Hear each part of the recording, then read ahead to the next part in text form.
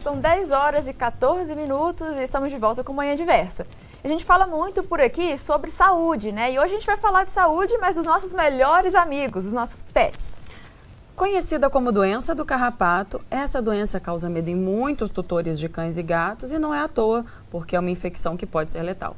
E para explicar para a gente sobre os sintomas, prevenção e tratamento dessa doença, a gente recebe aqui no estúdio a médica veterinária Natane Guimarães. Bom dia, Natane. Bom dia, meninas. Bom dia a todos que estão em casa ou no trabalho acompanhando. Seja muito bem-vinda.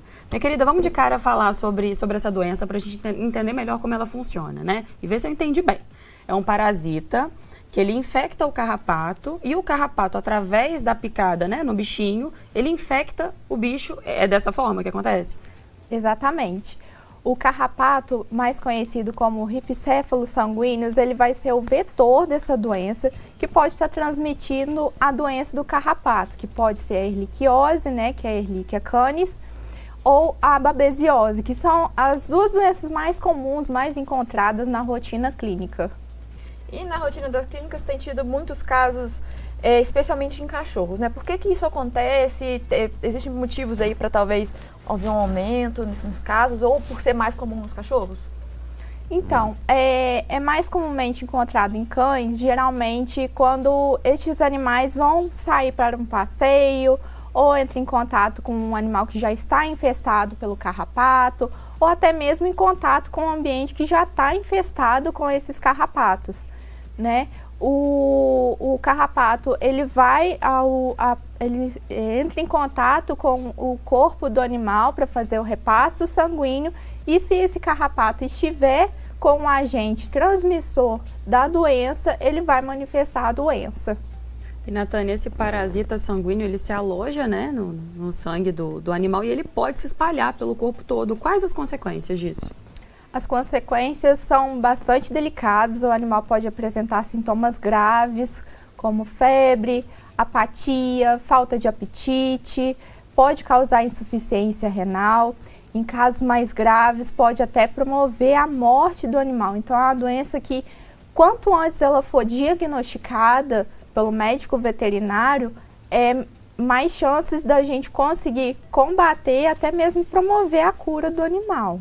E esse termo doença do carrapato, ele abrange algumas subdivisões de doenças, né? Você deu aí, falou algumas aí, falou duas que são as principais, né? Sim. E tem que, para detectar o tipo, como que é? Tem um exame que faz? Qual que é a importância de entender qual específico é? Tem qual algum tipo teste específico rápido, né? Hoje em dia a gente tem sim um teste rápido que é possível identificar qual tipo de agente infeccioso que está promovendo aquela doença, se é uma bactéria, se é um protozoário. Ele é um teste rápido que em questão de minutos a gente consegue identificar o agente e por meio até do exame físico, clínico ali do animal, por um médico veterinário, exames de sangue, né, avaliando os sintomas e até mesmo pelo relato do tutor, pelo que o animal vem apresentando, é possível chegar num diagnóstico mais preciso e fidedigno. E a maior preocupação do tutor, eu acredito que seja saber se tem cura. Tem cura? Tem cura, mas quando é na fase, quanto antes você diagnosticar a doença, quanto mais precoce for tratado, você consegue ter uma resposta boa para o tratamento e promover até a cura. E aí, né, considerando o fato de ser uma doença que vai se alastrando, né, podendo afetar várias partes do organismo do animal, quanto mais cedo o diagnóstico, como você disse, mas existe a chance do animal se recuperar 100%, vai ficar sequelas, como que é isso? Vai depender da fase que a doença vai estar apresentando no animal. Existe a chance de cura, assim como eu havia dito anteriormente. Isso vai depender da resposta ao tratamento também de cada indivíduo, do grau dessa doença, da fase que ele vai estar apresentando e a resposta ao tratamento. E olha, quando a gente fala em cuidado com os animais, a gente está falando da doença do carrapato, mas esse não é o único cuidado que a gente precisa ter com nossos pets, especialmente em diferentes estações do ano. Quando a gente pensa na primavera, a primeira coisa que vem à mente são as flores. Mas você sabia que nessa estação há a maior possibilidade dos pets desenvolverem alergias e doenças de pele, além de outros problemas como intoxicação? Então, para a gente entender melhor os métodos de prevenção, tratamento e sintomas, conversamos com a veterinária Vanessa Lessa sobre esse tema tão importante para garantir a saúde e o bem-estar do seu bichinho durante a primavera. Olá pessoal, eu sou Vanessa, médica veterinária, e com a chegada da primavera eu vim aqui falar um pouquinho para vocês como que isso pode afetar os nossos pets.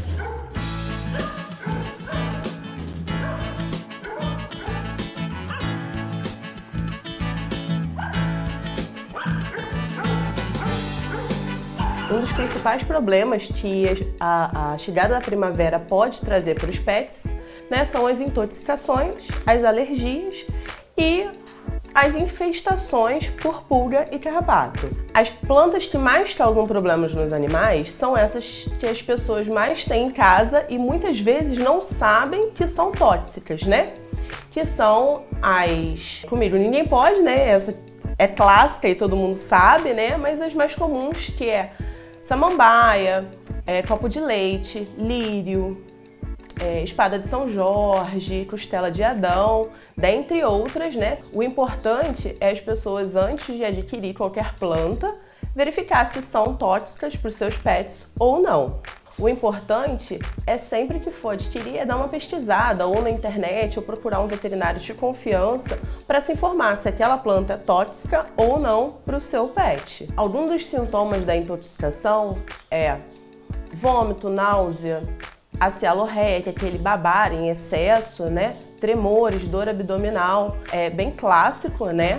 Porém, vai depender do grau da intoxicação. Vai da intoxicação leve até uma intoxicação mais grave. O importante é sempre que o tutor vê que o animal ingeriu a planta, né? É procurar um atendimento veterinário para que seu veterinário de confiança consiga detectar os sintomas e fazer o tratamento adequado de acordo com o grau da intoxicação. A alergia ao pólen, os sintomas são diferentes da intoxicação e, além disso, a alergia no cão ela é diferente da alergia no gato. A alergia no cão é basicamente alergia na pele, coceira, perda de pelo, infecção de ouvido, vermelhidão nos olhos. No gato já apresenta de outra forma, como tosse, espirro e até uma certa dificuldade respiratória. Os cuidados com os animais que têm alergia ao pólen, basicamente, são os cuidados com os animais que têm alergia a qualquer tipo de coisa. É evitar que esse animal tenha contato àquele antígeno. Ao pólen se torna um pouco mais difícil porque é uma coisa que está mais disponível no ambiente. Então, quando o tutor vai fazer um passeio com o animal, está muito mais propenso o animal ter contato com o pólen do que com qualquer outra coisa. Então, o que a gente orienta é o seguinte: quando retornar do passeio, fazer uma higienização adequada desse animal para que ele fique menos tempo em contato com esse antígeno.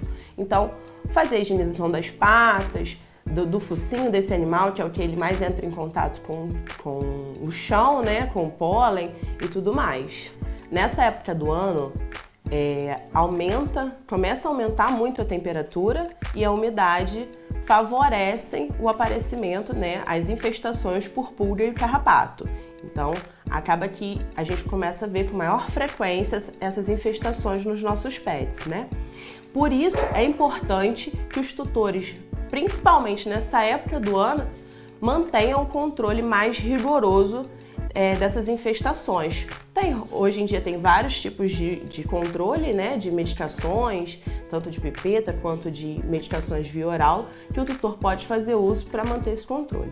É importante lembrar também que essa época do ano é uma época onde tem um aumento, né, uma proliferação maior do mosquito palha, que é o mosquito vetor da leishmaniose. Também afeta humanos e pets. Então é importante também a gente manter o controle, coleiras repelentes, e hoje em dia a gente tem até vacinas que ajudam no controle, né, dessa doença nos nossos pets. Então, aos tutores de pets e futuros tutores, tomem cuidado nessa época do ano, mantenham o antiparasitário dos seus pets em dia. É muito importante, tem muitas doenças que podem estar sendo ocasionadas por excesso, né, de pulga e carrapato no seu pet, e principalmente a leishmaniose, que é uma doença muito importante, uma zoonose muito importante na nossa região também. Então, pessoal, espero poder ter ajudado com essas dicas. Qualquer dúvida, pode entrar em contato com a gente pelo nosso Instagram, @hotelpetjf. Fiquem à vontade e agora é com vocês, meninas, aí no estúdio.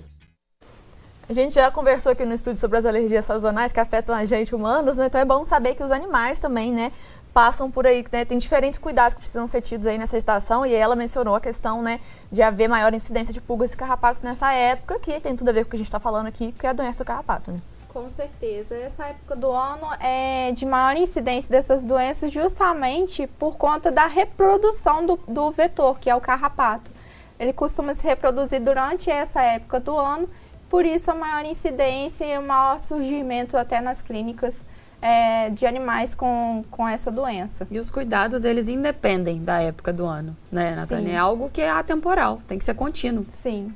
Concordo. Periodicamente e constantemente. Exato. Então é aquela coisa, pode ser que qualquer época do ano você manter esses cuidados que a gente aprendeu aqui, ter essa atenção o tempo todo, quando chegar a primavera, quando chegar o verão, enfim, não vai ter grandes problemas, você já vai estar habituado a ter esses hábitos, já vai estar habituado a tomar esses cuidados, né? E é importante ter, como a Bárbara falou, né, sempre estar atento, porque não é porque às vezes está no inverno que um problema que é comum da primavera pode não acontecer, e o mesmo vale para a doença do carrapato, o mesmo vale para qualquer outro problema, e aí a gente vai continuar entendendo mais sobre a doença do carrapato no próximo bloco, para a gente poder também entender um pouco mais sobre como que faz para prevenir, como que faz, né, como que é o tratamento, né, os sintomas dessa doença, porque como a gente disse, é uma doença séria, né? Exatamente. São os bichinhos que, assim, precisam tanto da gente, né? Trazem tanto afeto para a nossa vida, o mínimo que a gente pode oferecer de volta é esse cuidado. E você que está em casa, ó, não perde tempo, manda o seu comentário, a sua pergunta para o nosso Instagram, WhatsApp, e a gente volta rapidinho. É só o tempo de um café e uma água e a gente já está de volta.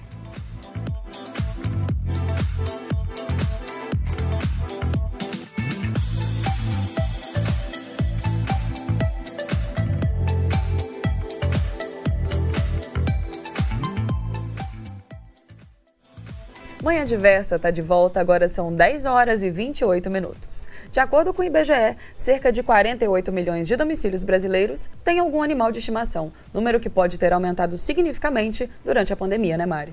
É isso aí. Durante as estações mais quentes, há um aumento na incidência da temida doença do carrapato, que afeta cães e gatos, e é sobre isso que nós estamos conversando com a médica veterinária Natânia Guimarães, que está aqui com a gente no estúdio. Mais uma vez, seja muito bem-vinda, Natânia. Muito obrigada por ter vindo conversar com a gente.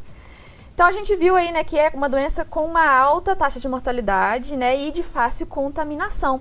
Então, qual que é a recomendação principal? A recomendação principal é manter a administração ou até mesmo o uso de produtos antipulgas e anticarrapatos. Podem ser elas o uso de coleiras, né, existem pipetas que você aplica sobre o dorso do animal, né, sobre o pescoço do animal, que possui o mesmo efeito, ou até mesmo com o uso de medicamentos, né, comprimidos mastigáveis, que vão ter a ação para prevenir tanto a infestação contra pulgas e principalmente carrapatos.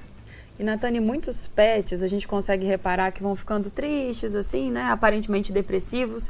Isso já pode ser sintoma da doença? Pode ser sim. É bastante importante a gente estar atento ao comportamento do animal, né? O animal começa a ficar mais prostrado, apático, não quer comer muito, não quer interagir, está mais quietinho, amuado. É sempre bom estar atento ao comportamento, né? Até para a gente diferir de outras doenças, né?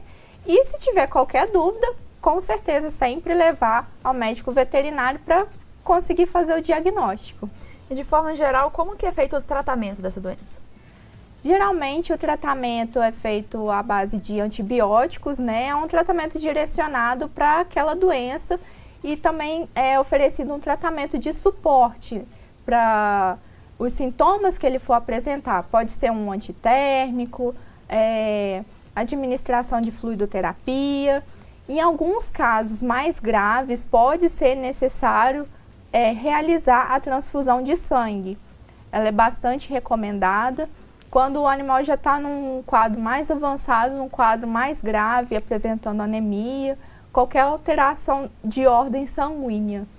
E quando a gente fala de prevenção, remédio de ectoparasita tem que estar sempre em dia para os cachorrinhos, né, Natânia? Com certeza. Como eu havia falado anteriormente, pode ser por uso de coleiras antiparasitárias, pipetas, comprimidos mastigáveis, todos eles apresentam eficácia. Sempre é indicado pelo médico veterinário de sua confiança para a gente conseguir ter uma eficácia na prevenção da doença e até da infestação por esses parasitas. Natânia, além dessa prostração, dessa aparente depressão que pode ser um sinal da doença, quais outros sinais os tutores têm que ficar atentos e ligar o sinal de alerta caso surja ali no seu cão ou no seu gato? Alteração de urina, de fezes, o animal ficar muito prostrado, muito quietinho, não quer interagir, muita apatia. São sinais que devem servir de alerta para a gente levar para um atendimento médico veterinário. Natânia, outro ponto que eu acho muito relevante a gente falar é que às vezes o tutor, naquela boa intenção, né, de cuidar do bichinho, de fazer todo esse trabalho de prevenção, quer facilitar a vida, compra o remédio pela internet, né, que hoje também é um grande hábito. Só que está super comum remédios falsificados. Como é que a gente faz para ter cuidado e não ser vítima disso, Natânia? A internet tem sido uma aliada nossa, mas a gente precisa ter uma cautela, porque nem tudo que está na internet é verdadeiro, vai promover o bem-estar ali, principalmente se falando de medicações para os pets. Então, o indicado é procurar orientação com o médico veterinário, que ele vai orientar qual que é o medicamento mais apropriado para aquele animal, né? Lembrando que é uma parte assim individual, ele avaliando cada animal, ele vai indicar qual que é o mais apropriado para aquele animal e até mesmo está indicando lojas e sites, né, idôneos para poder adquirir essas medicações e fazer a prevenção. Então, como a gente sempre fala, né, Mari, da informação é buscar realmente aquela fonte confiável. Exatamente. Sim. Beleza. E, Natânia, eu acho que uma dúvida que muita gente também deve ter é com relação à eficácia, né? Porque existem várias alternativas, né? Existe o remédio o mastigável, o comprimido, a pipeta, a coleira antipulgas e carrapatos, tem os shampoos antipulgas e carrapatos, enfim. Como é que é com relação à eficácia? Existe um que é mais eficaz? Por exemplo, usar o shampoo contra pulgas e carrapatos frequentemente é o suficiente? Como que é pra gente também ter isso em mente? Porque às vezes a pessoa fala, eu já dou banho no meu cachorro com shampoo de pulga e carrapato, então não vou gastar dinheiro com remédio. Como que é essa questão? E o uso de um anula o outro, Exato. né? Porque às vezes a pessoa também quer fazer aquele combo de tudo e às vezes está sendo prejudicial. O principal para a gente prevenir a infestação por pulgas e carrapatos são os antiparasitários. Pode ser por coleira, por pipeta ou por comprimidos mastigáveis. Mas é válido a gente lembrar também que a infestação pode ocorrer também no ambiente, principalmente. Então, a gente tendo um controle, fazendo a limpeza, usando produtos anticarrapatos dentro do ambiente que o animal tem contato, que o animal convive, ajuda com certeza na prevenção da doença. E você mais do que ninguém, né, Natânia, que tem essa rotina de clínica, sabe como a doença é triste. Eu conversava até durante a semana com uma prima minha também, que é veterinária como você, Ana Cláudia, ela falava assim, é triste, né, são casos assim realmente críticos. Uma doença triste e fácil de ser evitada. Então vamos reforçar para quem está em casa assim, o que deve ser feito como forma de prevenção e o que deve ser feito quando a gente já tiver o diagnóstico e assim, os próximos passos. A prevenção é o melhor remédio, né? Com certeza. Então, sempre manter periodicamente o uso dos antiparasitários, né? Que são os comprimidos, né? Os remédios anticarrapatos, ou as coleiras, ou as pipetas. Isso vai de acordo com a preferência até mesmo do tutor, de acordo com a orientação do médico veterinário de confiança. Controle do ambiente é imprescindível. Evitar frequentar locais, né, para passeio, até mesmo de visita, ter contato com animais que possam estar infestados, ambientes que possam estar infestados, para a gente conseguir prevenir a doença e a qualquer sinal de alteração de comportamento, né, apresentou qualquer sinal clínico, leva no veterinário para a gente conseguir tratar. E, Natânia, existe algum risco ao ser humano dessa doença? Ele pode ser transmitido para nós também ou ela é restrita aos animais?